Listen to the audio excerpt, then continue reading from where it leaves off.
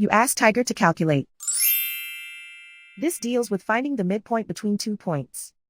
The midpoint between the 2 points is negative 56.5, 7.5. Let's solve it step by step.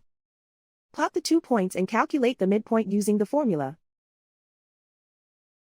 The coordinates of point 1 are, x1 equals negative 24, y1 equals 78. The coordinates of point 2 are, x2 equals negative 89, y2 equals negative 63. PM represents the midpoint of the 2 points.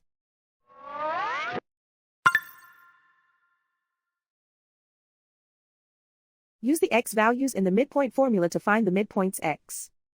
x1 equals negative 24.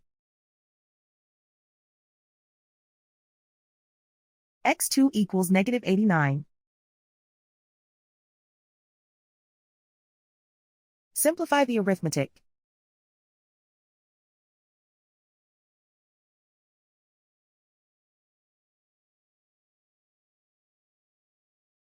Use the y values in the midpoint formula to find the midpoints y.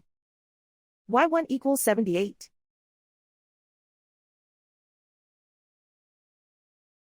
y2 equals negative 63. Simplify the arithmetic.